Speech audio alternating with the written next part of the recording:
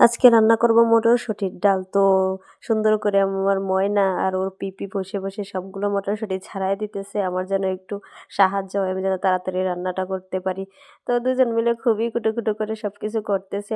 আর আমি first time আজকে ডাল রান্না করব। আগে কখনো করিনি। সো মসলা দিয়ে আদা বাটা, জিরা বাটা, তারপর রসুন বাটা সবকিছু দিয়ে তারপর হলুদ, লবণ দিয়ে ভালো করে ডালটা সেদ্ধ করে নেব। তো সবার কাছ থেকে একটু শুনে আইডিয়া নিলাম যে কিভাবে রাঁধতে হয়। আগে তো কখনো রাঁধিনি। তো এই তো আমি সিদ্ধ করতে বসাই দিলাম। ভালো করে সিদ্ধ করে নিয়ে তারপর সেটা সুন্দরভাবে বেটে নিব। ভালো করে একদম মিহিন করে বেটে নিতে হয় নাকি সবার কাছ থেকে, তাই তো শুনলাম। তো ওভাবে ওদের টিপস ফলো করেই আমি রাঁধতেছি। তো দেখা যাক ফাইনালি কীরকম হয়। তো এই তো আমি সুন্দর করে ভালো করে বেটে নিলাম, নিয়ে তারপরে আবার একটু পানি দিয়ে আবার ভালো করে কিছুক্ষণ ফুটিয়ে নেব। তারপরে এই তো অন্য ডালের মতোই সিস্টেম, তেলে দেব।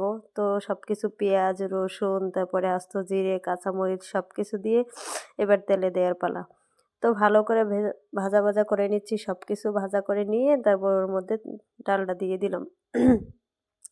তো ডাল দিয়ে আরও অনেকক্ষণ ভালো করে জাল দিয়ে নিচ্ছি যেন ভালো হয়। ফার্স্ট টাইম রান্না করতেছি তো একটু অন্যরকম চিন্তাভাবনা যে কি হয় আল্লাহই জানে, ভালো হয় না খারাপ হয়। তো এই তো অনেকক্ষণ জাল দেওয়ার পরে লাস্টলি কিছু ধনেপাতা দিলাম, দিয়ে সুন্দর করে তারপর নামাই নিলাম। দেখা যাক ফাইনালি। তো এই তো খেতে বসলাম। ভালোই হলো, প্রথমবার রান্নার তুলনায়। আর আগে কখনো খাইনি তো আইডিয়াও নাই কীরকম হয়, তাও ভালোই লাগছে। এই তো আমার ডাল রান্না।